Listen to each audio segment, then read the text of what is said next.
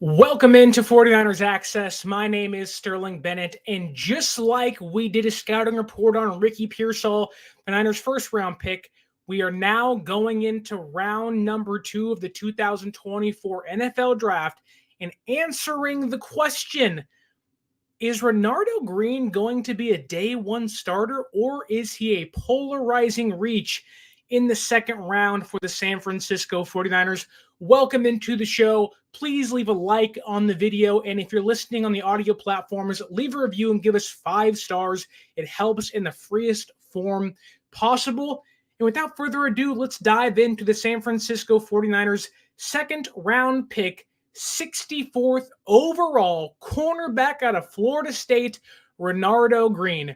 And it would be incorrect if I didn't start this podcast episode, by saying when the pick was announced, Renardo Green, Florida State, I said, interesting. That was not the pick I would have done. It was not the cornerback I was expecting San Francisco to select at pick 64. Mike Sainristil from Michigan was one of my favorites, but it had already been picked by the Washington Commanders early in the second round. And Andrew Phillips from Kentucky, who later went to the Giants, I believe, was still on the board. So Renardo Green, pick 64. San Francisco traded back with the Kansas City Chiefs from 63 to 64 to make this pick, allowing Kansas City to take Kingsley Suamataia, offensive lineman from BYU, in front of them. Also, the Ravens at pick 62 had taken Roger Rosengarten, offensive tackle from Washington. Now, both those players, Rosengarten and Suamataia, certainly have their drawbacks. Is Suamataia a guard? Is he a tackle? Is Roger Rosengarten strong enough? Does he have the play strength to be a tackle day one? But when you know who else was on the board, mainly Christian Haynes, guard from UConn, who just so happened to go to the Seattle Seahawks later on in the draft, that was a spot in the draft, second round. You go Pearsall round 1, that you expect San Francisco to want to address the offensive line. And when you know who's on the board and you've evaluated the players there, seeing Renardo Green's name pop up certainly didn't make many fans happy, which I believe led to Mel Kiper calling Green a reach. And it also led to Dane Brugler of The Athletic during the Live Athletic draft show say, it makes sense, but he's a polarizing player. I had him go in round 3 and round 4, which is where fans kind of fell on the matter themselves, thinking, okay, you could have gone offensive line. You could have gone cornerback here, which they did do, but could have gotten the right guy they liked in this spot. Instead, San Francisco picks their guy, which in every draft seems to be the most common occurrence. So who is Renardo Green? That is the question. Many fans don't know who he is. Many fans were unfamiliar with his game once San Francisco picked him and said, I don't know who this guy is. He's a bust. He stinks. He's a reach. And that's a super unfair way to evaluate a player, because the team didn't pick who you wanted or I wanted doesn't mean that player's bad, and it doesn't mean it wasn't a good pick. Now, obviously, time will tell, but the way to find out who these players can be, or the reason why San Francisco wanted to take Renardo Green over players me and you may have liked, is finding out who exactly Renardo Green is. And so, again, Renardo Green out of Florida State, a 5-year college player. He's around 6 foot. Some measurements may say 6 foot. Some may say 5'11" and 5'8", but right around 5'11", or on the bottom end of 6 foot. He's 186 pounds. We'll dive into more of his height and his weight in a little bit, but 5-year college player, 6 foot, 186 pounds. He played inside at the nickel. He's also played free safety in college, but mainly played outside cornerback at Florida State. 75% of his snaps, and this is one of the reasons why San Francisco fell in love with him, and it's one of the reasons as to why Louis Riddick of ESPN called him the best press man cornerback in the draft, is because he played 75% of his snaps in press coverage while at Florida State. Diving into him as a player, very fluid hips and quick feet. He's someone who doesn't waste his steps. You'll find usually lower level cornerbacks or even young cornerbacks, they will waste their steps. They'll be a little clunky. They'll take too many steps. Whereas Renardo Green is, instead of 1, 2, 3, 4, 5, he's 1, 2, 3, bang to the ball. Now we'll dive into how that can come back to bite him. But Renardo Green overall is a very smooth player. And if you're smooth like butter, shout out BTS. And you can also mirror that with being very physical. Now, again, sometimes over physical in how he plays, but Renardo Green does have the ability and the highlight tape, the film, the show. He can be fluid and also a very physical player, not just in coverage, but also as a tackler. And I am going to assume the more I talk about Renardo Green here on the show, you'll start to understand why San Francisco fell in love with him in the second round, whereas there were some players on the board still which probably had higher grades in the consensus. But again, the more we talk about Green, the more you'll see why they liked him in a Niners jersey at pick 64. At the end of the second round, mind you, it wasn't like he was pick 33, 64. Basically an early third round pick. So don't go too nuts in regards to, well, he was a third round consensus pick. It was basically a third round pick, just like Pearsall was basically a second round pick with a fifth year option tied to his name. But back into Green as a player. Very physical, very fluid, good tackler, and solid run defender. He is someone that is unafraid to get his hands dirty. And when talking about the cornerbacks in the draft, I did not mock Green to San Francisco, but of the cornerbacks we talked about during the pre-draft process, the two main ones playing nickel were going to be Mike Sainristil and Andrew Phillips. And while Sainristil was the much more refined prospect, better overall than Phillips was, one of the biggest knocks on Phillips was he's a great coverage player. He just doesn't tackle and he plays lighter than his weight would indicate, whereas Sainristil was worse in coverage than Phillips was, but really good tackler, wants to go lay somebody out. Renardo Green leans more into the Mike Sainristil category of run defending cornerback, a player that wants to tackle, willing to get his hands dirty, likes to light somebody up. And again, going back to being physical, sometimes to a point of getting there a little too soon. But overall, they can kind of coach him to not be as aggressive. Granted, it's San Francisco, and I'm sure they're going to like that out of him. But good tackler, good run defender. Going back to coverage, though, which I think is the main thing. If you can't cover, if you can't cover in college, you're probably not going to be able to cover in the NFL. And Renardo Green can tackle well, and he also is really good in press man coverage. This year, the entire college football realm, the entirety of the FBS, he ranked 17th with a 25.8 forced incompletion rate. That's not lockdown, but when you're talking about, I don't know how many schools there are in the FBS, but that's a lot of schools, every division, every conference, 10 to 12 teams per conference. You are inside the top 20 and just outside the top 15 in forced incompletion rate. You are among one of the best cornerbacks in all of college football. He is someone that was tied for the most forced incompletions in man coverage this year, and he only gave up 14 first downs throughout the entirety of last season. So again, I'm not going to say he'll walk onto the field day one. He'll start shutting down Debo and Brandon Ayuk, but you can see the traits. You can see the production through 5 years at Florida State that makes you say, I get why San Francisco picked Renardo Green in the second round over some higher consensus players like Chris Haynes from UConn, or maybe went in a different direction than draft need, tight end, offensive tackle. They wouldn't got a guard later in round 3, but it wasn't as if fans weren't still clamoring for an offensive lineman. And so the more you read about Renardo Green, the picture becomes much clearer. And I think by the time we're done today, we are going to have a crystal clear projection of hope of what he could become in his next few years in San Francisco on his rookie contract. Renardo Green is a player that, in a way, kind of like Ricky Pearsall, San Francisco drafted Pearsall to be able to beat man coverage, to have another consistent weapon that can get open on a regular basis for Brock Purdy outside of Brandon Ayuk.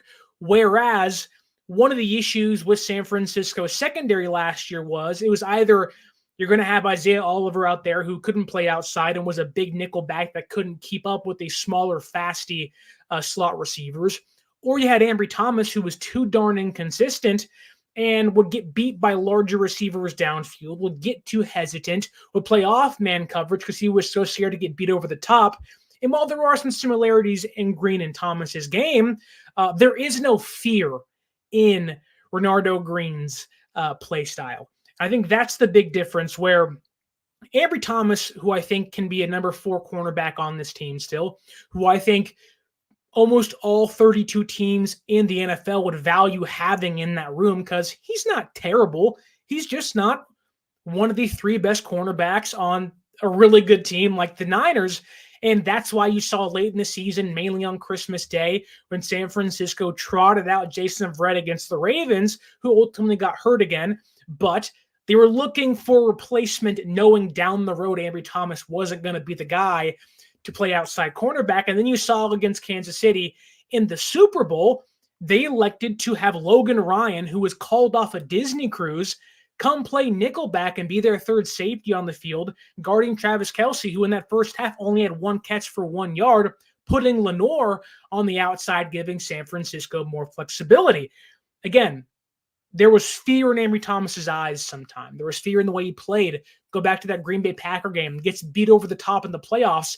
The next about 2 or 3 drives, he's playing 10 yards off the guy in front of him. And many of those drives were potential game-winning drives for the Packers in which they failed to do so. But Ambry Thomas was being heavily targeted by Jordan Love and LaFleur because they knew he was a weak spot. Insert Renardo Green, who, when facing receivers like Malik Neighbors, who went inside the top 5, I believe, or top 6 this year, to the Giants. You have Brian Thomas Jr., who went to the Jacksonville Jaguars via a trade back in the first round. Someone that many Niner fans were saying, if Brandon Ayuk is traded to Jacksonville, pick Brian Thomas. And then his now teammate Ricky Pearsall, those 3 players, Green lined up against 60 times this past season. 60 coverage snaps, and I believe 2 or 3 games against those players over the course of his career, only allowed 5 catches, over 60 coverage snaps, a 28.7 quarterback rating, and 1 interception off of you-know-who, Jaden Daniels, the number 2 pick in this past year's draft by the Commanders. Renardo Green has and is proven to go up against the best talent in college football and flourish.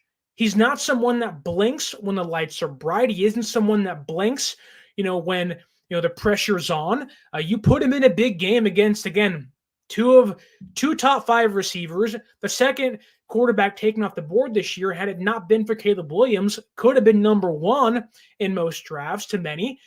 Renardo Green has that dog in him where Ambry Thomas simply has shown he does not, where I think of 3 years ago now in the NFC Championship game in Ambry Thomas's rookie season. Obviously, it's a big moment for him. He was horrible in the first couple of games he played, but you're playing the Rams, and they have Cooper Kupp and Odell Beckham Jr., and you and Emmanuel Mosley give up, I believe, over 100 receiving yards to Cooper Kupp and OBJ, allowing the Rams to stay in that game and ultimately go on to win the Super Bowl. And even look at Thomas this past year against Kansas City. The Kansas City Chiefs didn't have many weapons, Rashee Rice and Travis Kelce being the main 2, but there's a reason why Thomas wasn't trusted to go out there and play. That's why you insert Green into this room, and he'll fight for a job, certainly, but he's a player that if he has to play in a pinch, if you aren't ready for him to be a day 1 starter, you're not going to fear that the moment's too big. You may be scared of that. He's a rookie. Does he have the defense down? Is his technique refined? All that stuff. Although I think his technique is pretty good. There are moments that, a young player can get put out of position. Renardo Green is at least not going to blink in big moments when he has to play against Marvin Harrison Jr. and Cooper Kupp and DK Metcalf and JSN in Seattle and Puka Nacua. He's going to face those challenges head on.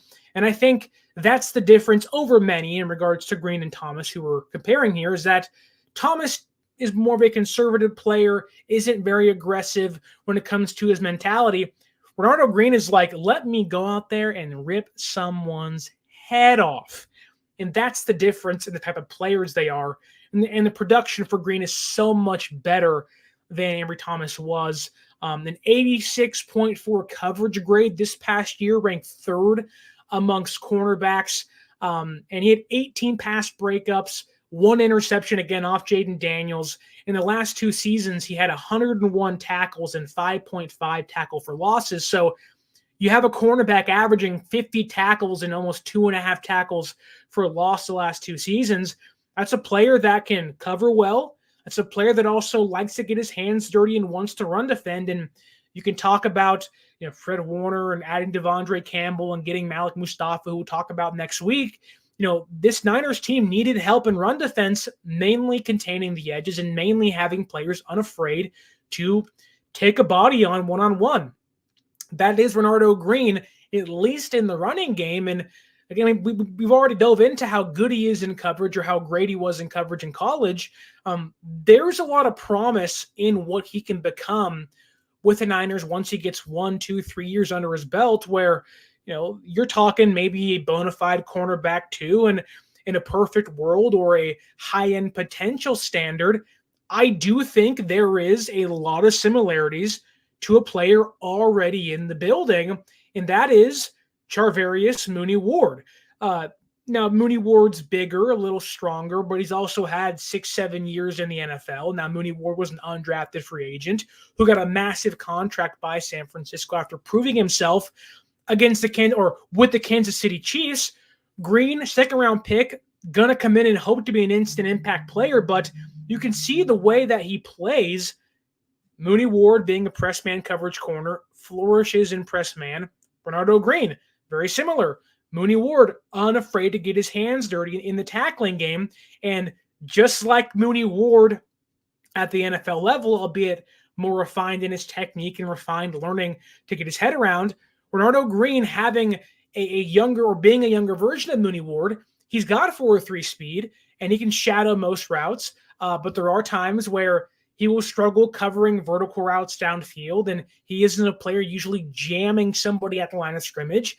So he may see early bumps in his career, but mainly like Charvarius Ward, he can be a little grabby sometimes and over-aggressive in coverage. There was a time this past year that Mooney-Ward, I think, had the highest or the second highest illegal contact calls in football. Renardo Green got called for 11 penalties the last 2 seasons. So 5 penalties over the course of 2 seasons, including 4 pass interference calls. He's a little grabby, a little over grabby. And for San Francisco, you have to ask yourself, are you willing to pay that price in an over-aggressive cornerback who might cost you a first down here or so, but is really good in coverage and could become something great and also be a good run defender when the time calls? Is that not already Charvarius Ward?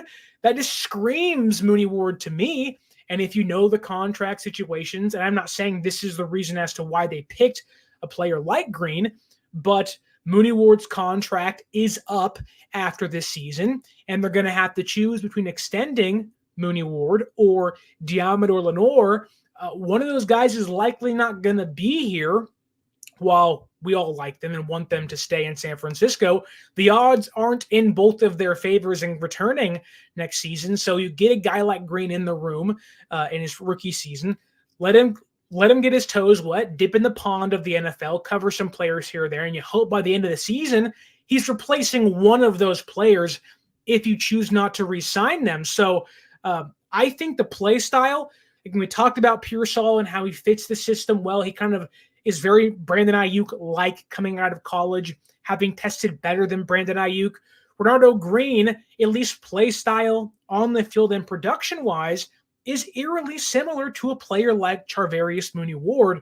And if you've heard John Lynch talk pre-draft, post-draft, they've admitted that this these 8 draft picks they chose, many of them were to build for the future and beyond this year, while also still trying to have an impact. So I don't want to speculate and dive into, what could become of Mooney Ward and Debo and Ayuk at the moment, but there's a real hint of the Niners were drafting in the first 2 rounds, at least, 2 replacements.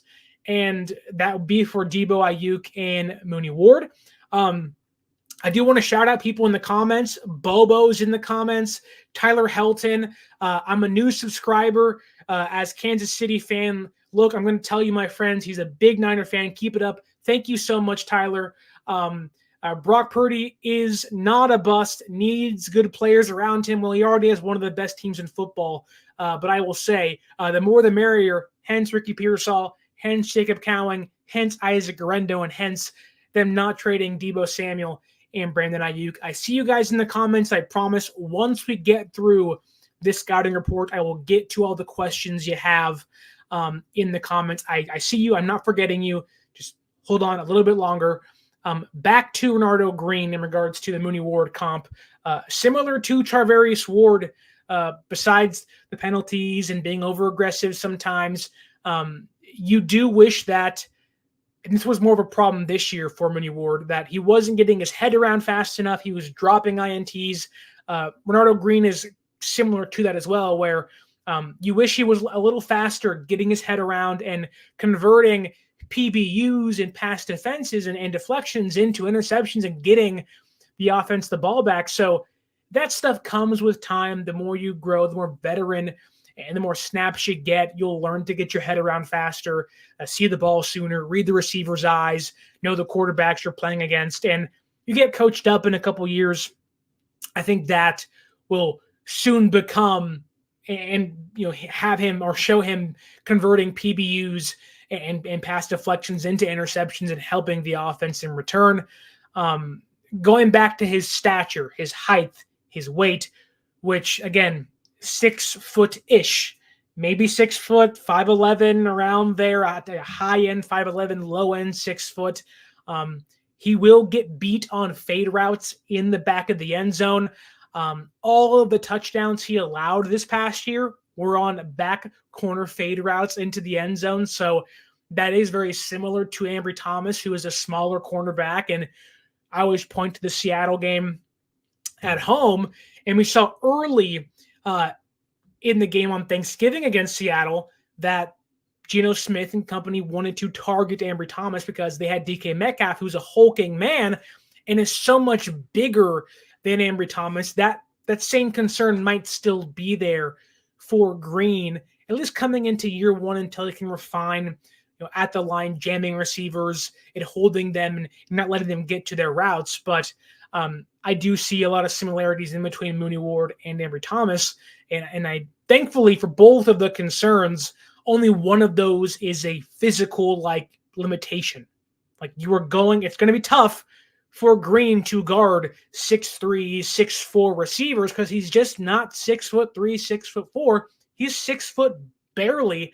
And so guarding against players like Brian Thomas from LSU, who he did lock down, mind you, but Marvin Harrison Jr. and the taller receivers in the NFL could give him fits. And I'm sure we will see opposing offenses this year target that mainly with their bigger body receivers. And you hope that it's not a massive detriment to his growth, because it happens a few times. Shanahan loses trust in a game or so. It can affect your confidence. I hope Shanahan, and I'd like to think with Renardo Green being the highest secondary player ever picked under Kyle Shanahan, the highest cornerback ever picked by Kyle Shanahan in his time in San Francisco, the faith must be pretty high in a player like Renardo Green to have an instant impact. But that brings me to, okay, so he's great in press coverage,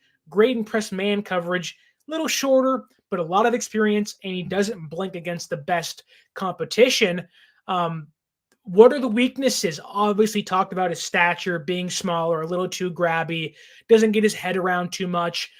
There may be some of that fear like Ambry Thomas, and you hope it isn't there, but he's not going to jam players at the line of scrimmage.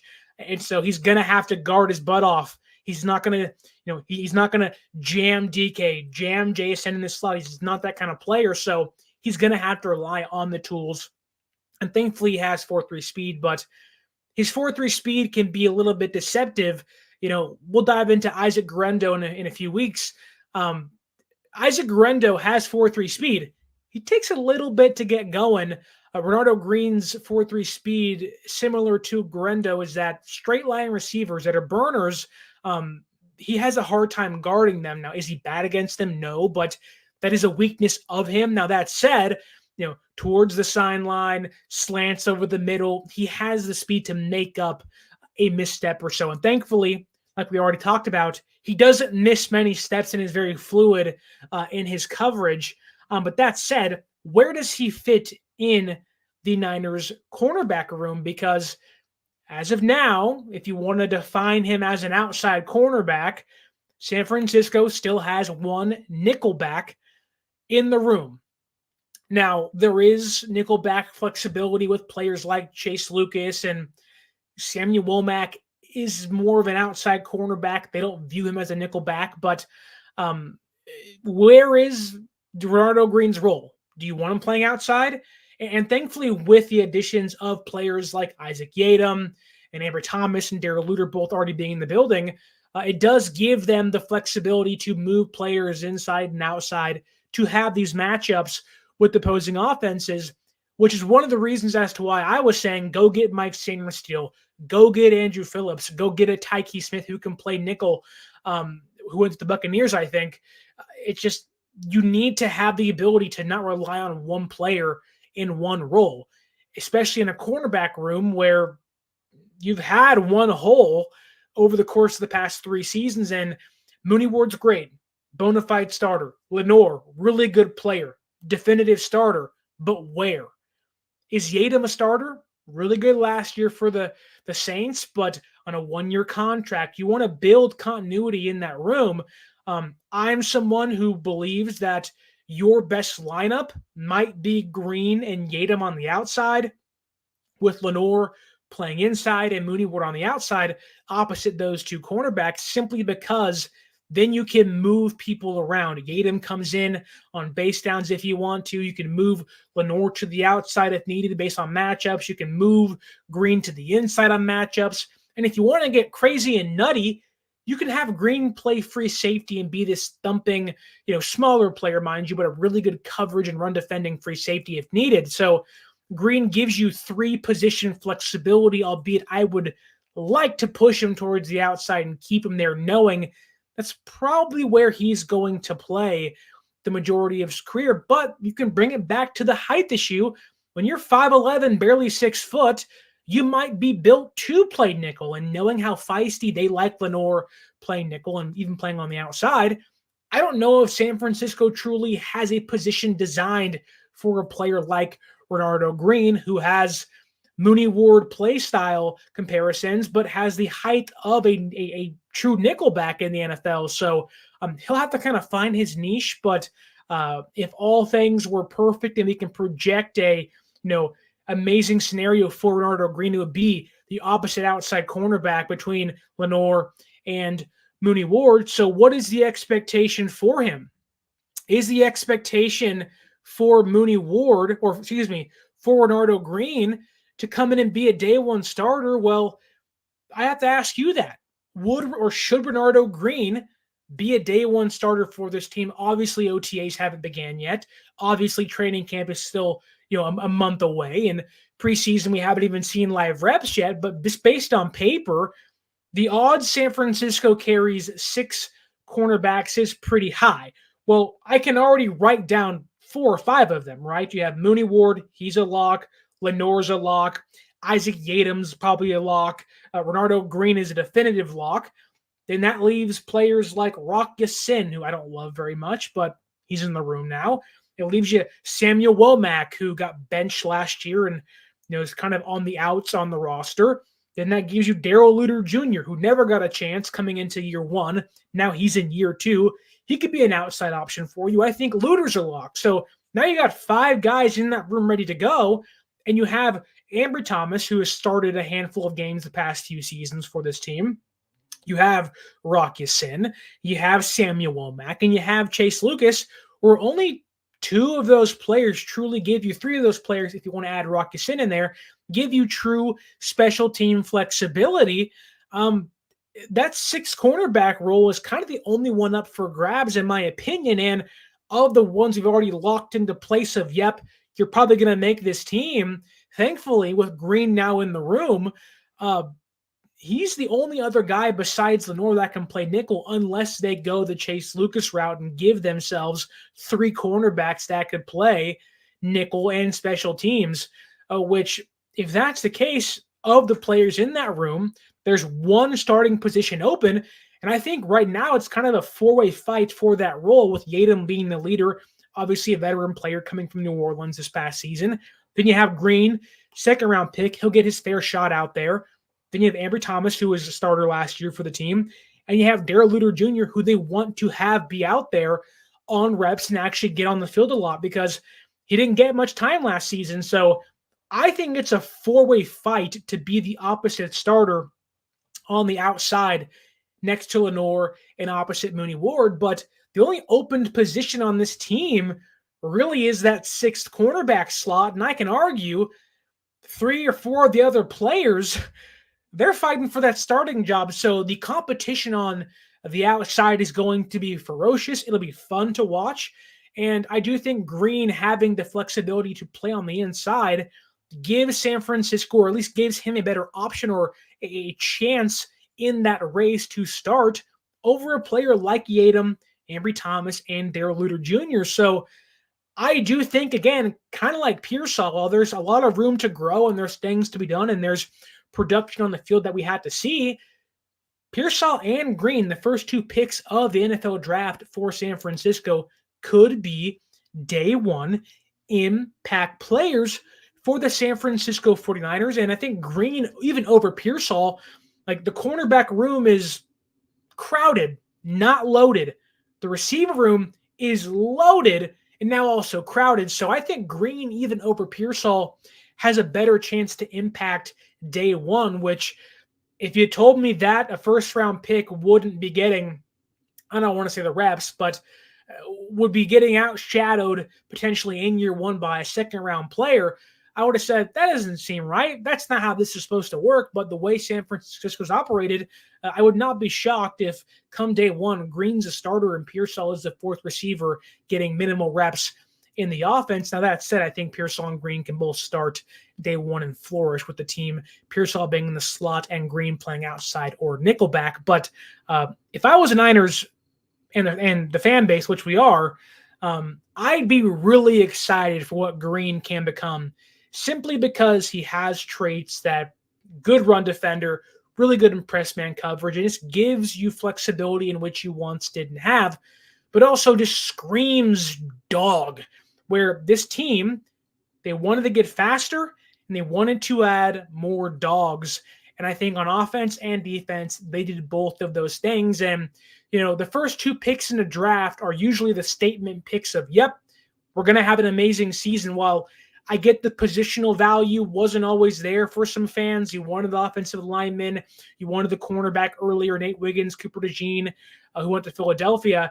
I think the first two picks by San Francisco were overall statement picks of, these guys could play day one. One of these guys, more so than the other, could start day one.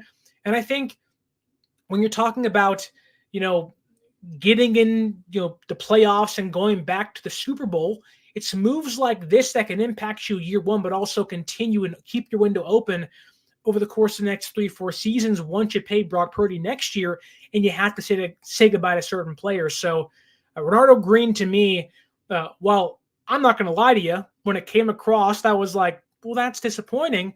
The more I dove into his tape, and while there is some concerns, overall, loved what I saw. The idea of him being polarizing, I didn't get it. Yes, there are some concerns in regards to getting his head around and being grabby. Like, there's going to be a couple plays this year, and I can guarantee you this, where it's 3rd and 7, you know, your team's leading by 3 points, and the ball gets thrown his way, You think the game is won, and all of a sudden, here comes a flag holding Renardo Green on the San Francisco 49ers, and we all say, are you serious? That's just kind of what you have to live with if you are the Niners with a player like Green. But hopefully, if all is said and done and they can coach the grabbiness out of him and control the aggressiveness, there's a really good player. And I mean, not just good, like really good coverage player in Renardo Green now on the San Francisco 49ers depth chart. And that's really all I have to say about Green. I didn't give my draft grade for Ricky Pearsall, but I will do it now. And I will also tell you my draft grade for Renardo Green. And I know I just talked him up. I know I just told you how much I like the pick. And while there are some areas I wish he would improve upon, I gave Pearsall's pick a B+. And again, I know I just talked him up for the last 35 minutes, but I gave the Green pick a C+ simply because of the positional value that was there and because I would have rather have had Chris Haynes. But time will tell. That's not a knock on Green the player. It's just at that point in time, second round pick, I do think there was more valuable players, better players on the board. But when you see the potential in Green, it certainly makes you want to change that draft grade from a C+ to a B+ if he can reach his potential. Let me dive into the comments here because let's talk about Bobo, who's always in the comments, always in the chat. Bobo, I appreciate you so much. Love the dog pick. My dog's behind me sleeping right now. Hopefully you can't hear him snoring. His name is Stanley, by the way. But here's Bobo's question. With the expected holdout of Ayuk, and if Pearsall does fantastic in training camp, do you see Ayuk being traded before the season? Flat out, no. If San Francisco wants to preach and tell us that we're all in for 1 year, what you don't do is you don't let the NFL draft pass you by, or you can likely get the highest and best value for a player like Brandon Ayuk. Even if it was a high-end second-round pick, you don't then trade that player after you've drafted and all the picks are gone, which you can no longer find instant impact players that are likely cheap on a roster in exchange for Ayuk. You don't let that time pass you by because then you put yourself in a bad place of receiver needy teams already have their weapons. The San Francisco, which I don't think they feel this way, but if they do, they're stuck with Ayuk for a year, but I believe they want to pay him. They're going to pay him.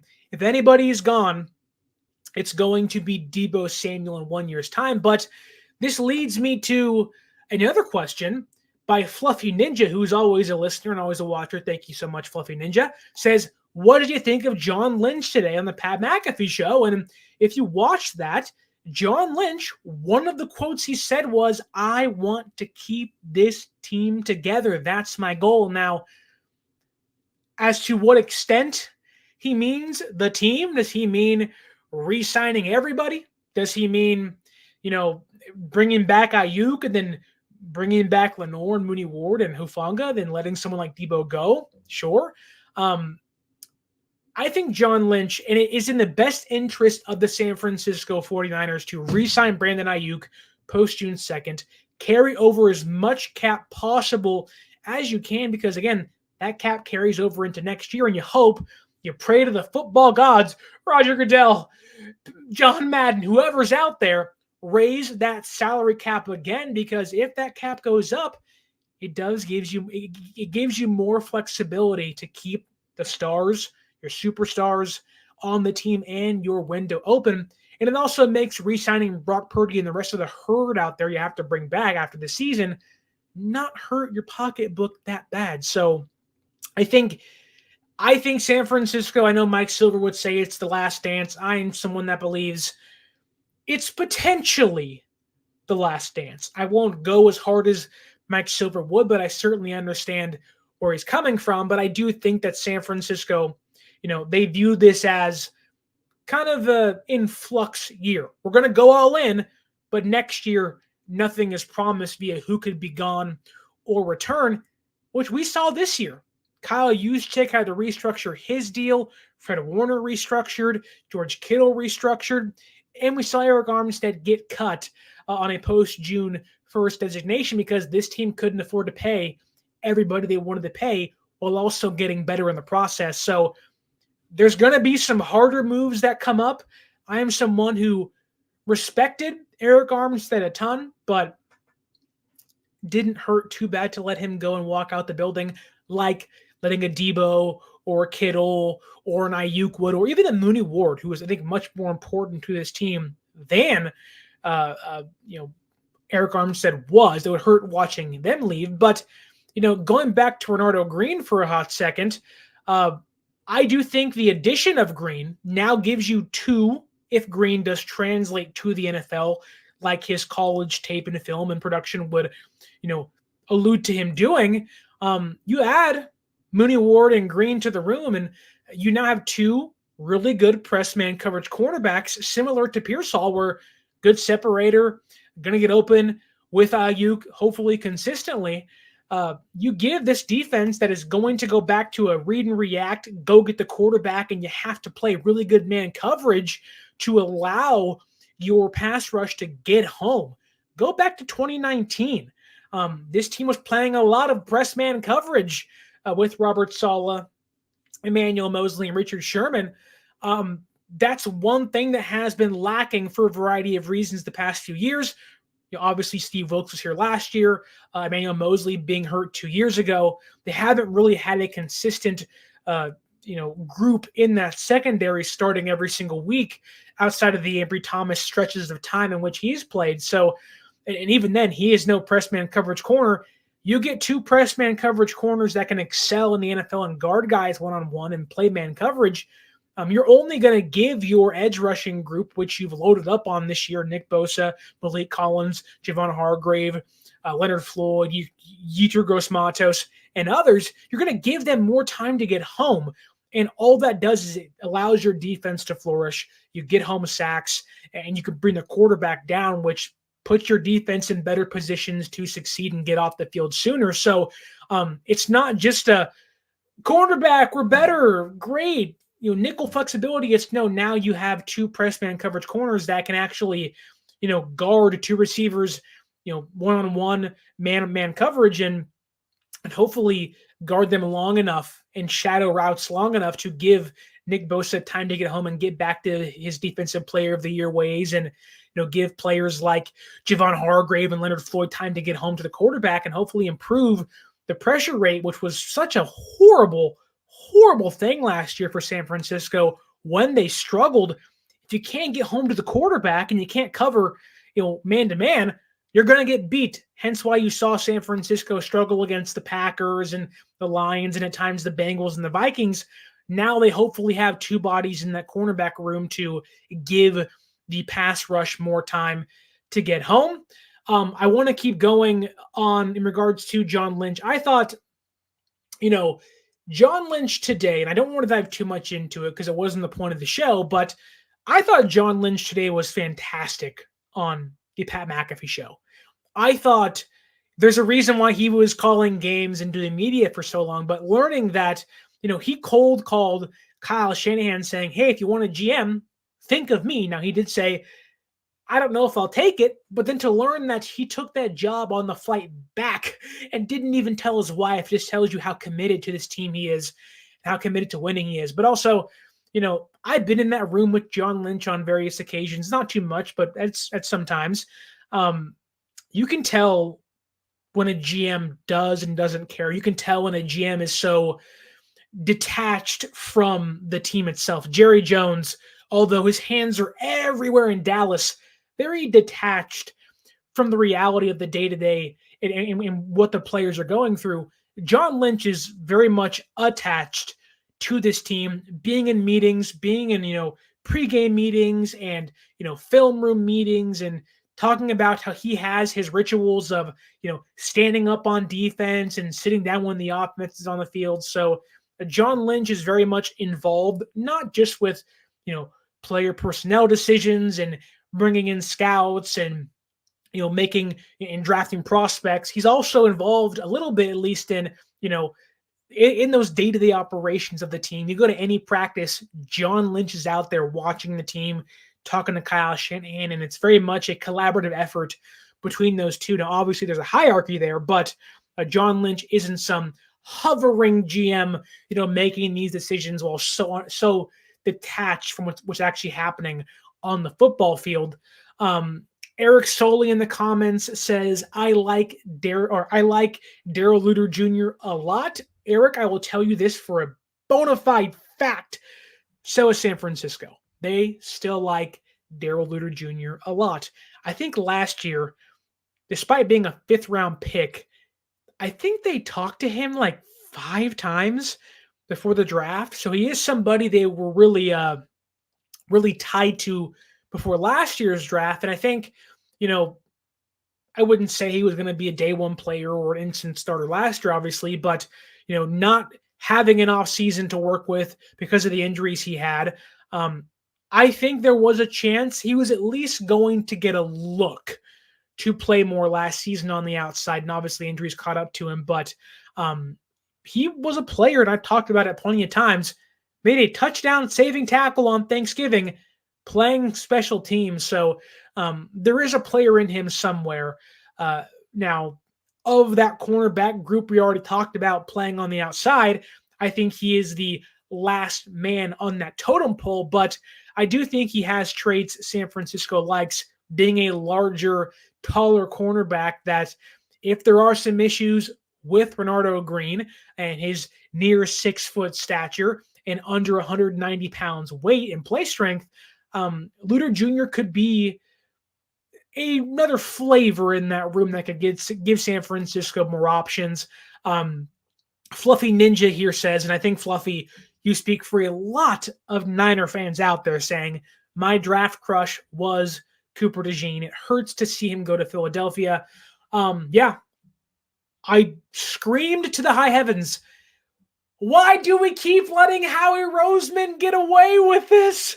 It feels like every year he gets lucky, and then you realize the Washington Commanders, of all teams, traded back with the Eagles to take Cooper DeJean or to allow Philadelphia to take Cooper DeJean. So baffling moves by many teams, maybe even including San Francisco, if Pearsall doesn't hit like we hope he does. But yeah, and I don't know if you guys are on Twitter very much, but was I the only person that saw that a lot of people on Twitter had announced the pick as Cooper DeJean? I don't follow Dov Kleiman for a variety of reasons, or I have him muted for a variety of reasons, but there were other players or other people in the community of Niner content creators that said Cooper DeJean was the pick. And I was like, well, that's cool. Great. Cooper DeJean makes sense. And then I saw it was Pearsall, and I was like, well, someone's getting in trouble. Someone's getting fired. Then you see the rumor out there that San Francisco may have leaked the pick to ward out some rats and leakers in the building. Now, who knows if that's the case, but it does open a door for conversation because there are a lot of people, a lot of top-end content creators that said Cooper DeJean's the pick, and it was like, wait a minute. No, it's not. So I'm sure there were a little unfair teases by that because we all said it's Cooper DeJean, Ricky Pearsall, and I love Pearsall, but there was this confusion of what just happened? Who did we actually take? Because I'm really confused now. But a Dumpster Fire Dan agrees with Fluffy Ninja, saying, I was upset too, but Cooper dropped really far. There's a reason why these players drop. Cooper is a master of none right now. I can see where you get that. Cooper DeJean, jack of all trades for sure. Give me 1 second, and I can find my scouting report on Cooper DeJean in my phone. But let me see if I can find it really fast, because Cooper DeJean was a player that I didn't think would be there at 31.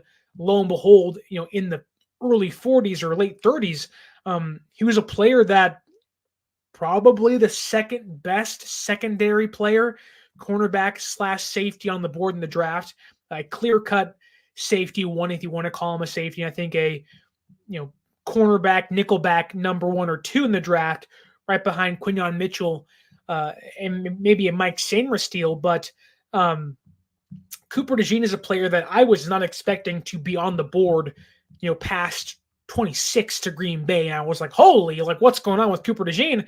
But I have him here. He's 6 foot, 203 pounds, really good tackler, excellent tackler and run defender, has good speed, doesn't have great lateral agility, better in zone coverage than man coverage, but a pretty good man coverage corner that can play cornerback in the NFL. Excellent ball skills, really good in press coverage. He will get inside a receiver's shoulder pads at the line of scrimmage. Flexibility certainly helps playing nickel, playing safety. I have in my notes, think Jalen Ramsey with the Rams, or in a crazy world, think Kyle Hamilton with the Ravens. Obviously, that being the high-end potential that he carries. And he can lock down tight ends. I do think Philadelphia had a really good draft.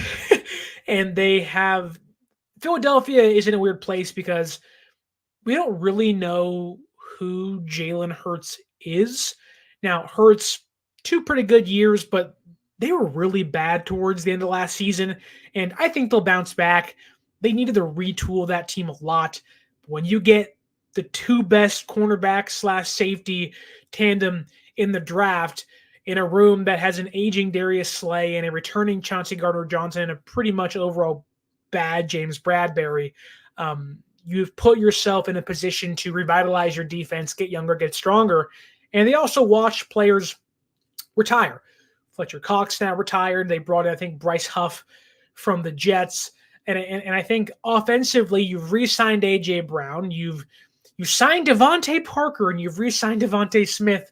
And you have Dallas Goedert still, and you brought in Saquon Barkley. Like, there is going to be a point in time this year where Philadelphia is likely ranked higher on power rankings than San Francisco. But there are a lot of questions in regards to who Jalen Hurts still is, mainly because you lose to the Chiefs 2 years ago in the Super Bowl, which is far too common for Niner fans, unfortunately. But then you lose to Baker Mayfield and the Bucs last year. And you also lost Jason Kelce. So, who are you going to be and what is that team's identity going to be this year? But overall, I do think even if Cooper DeJean doesn't become Kyle Hamilton, Jalen Ramsey, he at least becomes an instant nickelback for you next to Darius Slay, next to Quinyon Mitchell.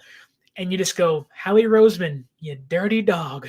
How do you keep getting away with this stuff? But I think overall that the Niners, going back to our team, the Niners, I think their first 2 picks, Ricky Pearsall and Renardo Green, are 2 capable, 2 impactful players in year 1 of their careers. I don't think this was a punt and hope in year 2 they can play. This was a no in year 1. They should be able to have an impact, and hopefully, if everything goes well, they should be able to start at a certain point. And maybe if you want to delve into conspiracies, maybe Pearsall and Renardo Green are both replacements for star players on this team, with Pearsall maybe being an Ayuk / Debo replacement. I lean towards Debo. And also Green being that maybe Mooney, Ward, or Lenore replacement on the defensive side of things. But what did you think of the Renardo Green pick? Did you learn from the show into who he is as a player? Did you like the pick? Did you want somebody else? Did you want Christian Haynes from UConn? Or are you screaming, why did we trade back with Kansas City? Or are you okay with the player in which San Francisco picked at 64 in the second round? And do you now believe, after watching the show and listening, that Renardo Green could be an instant impact player for this team and could start in year 1 if all things go well and he stays injury-free? Obviously, a little grabby, but a great tackler. Someone that has shown to lock down some of the best receivers in his own draft class. So the future is very bright for Green. Just has to keep grinding. Don't be as grabby and learn from a player like Mooney Ward, who he has a lot of similarities with. But overall, I do like Renardo Green, especially after learning more about who he was as a person, as a player, and hearing this one statement from him, which doesn't mean much, but I think it just buys in and sells to you and myself who he is as a player, saying, in regards to playing with the Niners, they fit me. They play like some savages. They play like some dogs, meaning I'm a savage. I'm a dog. And Renardo Green is going to want to back that up come OTAs, come minicamp, come training camp, and come that number 2 outside cornerback or nickelback competition. Because right now, this team wants some dogs. And if Renardo Green can bring some more dog to an already loaded and stacked defense, San Francisco's in for a wild and hopefully deep playoff run and an improved secondary and defense this upcoming season. Going back to a Seattle-style scheme, which would already benefit them a lot. They can get Dre Greenlaw healthy and back, and Hufanga back healthy. A lot of things can happen. A lot of good things can happen for this team where everything has to go right, but I don't want fans to get discouraged. The picks that were made this year were made for now and the future, not made just for the future. And that includes Pearsall and Renardo Green. I hope you liked the show today. I hope you're having a wonderful Thursday evening or a Friday morning when you're listening to the show on the audio platforms. I want to kindly ask you to follow us on social media at 49ers_access is the Twitter or X. 49ers.access is the Instagram. Please leave a like, share, leave a review, give us 5 stars. Tell us what you think of the 49ers draft class so far. We will dive into round 3 pick Dominic Pooney next week as we continue to scout every single draft pick of the 2024 San Francisco 49ers NFL draft class. And want to ask you kindly to use our promo code at SeatGeek.com. I ask you to leave likes and reviews and help us reach our 1,000 subscriber goal in the near future. But also, I want to help you as well and give you $20 off your first purchase at SeatGeek.com using our promo code 49ERSAccess, 49ERSACCESS. Go to a baseball game, go to an NBA playoff game, go lock in, go pre-buy some NFL tickets using that promo code and save yourself $20 off. It'll at least pay for part of your parking or maybe a beer on me. But again, thank you for watching and listening. And until next time, my name is Sterling Bennett. This has been the 49er Access Podcast, and stay faithful.